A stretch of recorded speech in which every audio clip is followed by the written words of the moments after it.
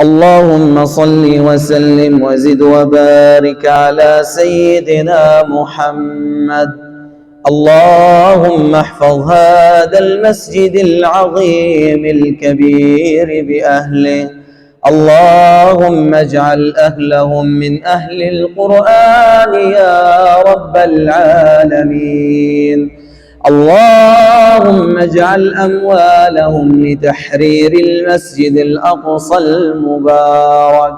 اللهم اجعل أطفالهم القرآن في صدورهم لتحرير فلسطين، كل فلسطين. اللهم احفظ نساءهم، اللهم احفظ شبابهم، اللهم احفظهم يا رب العالمين.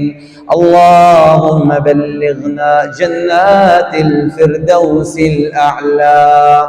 اللهم بلغنا جنات الفردوس الأعلى. اللهم عليك باليهود الظالمين. اللهم خذهم أخذ عزيز مقتدر، فإنهم لا يعجزونك يا رب العالمين. اللهم اجعل أمنا وأمانا لأندونيسيا.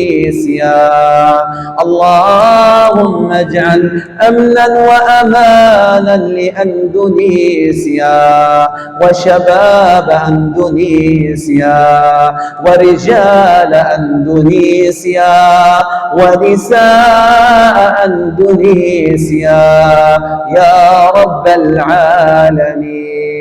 وصل اللهم على سيدنا محمد. اللهم صل على سيدنا. Karena dengan bersalawat kepada Nabi kita sambung kepada Nabi, sambung kepada Allah, mendapatkan pertolongan. Dan dengan bersalawat juga menjadi sebab kita mendapatkan kemudahan.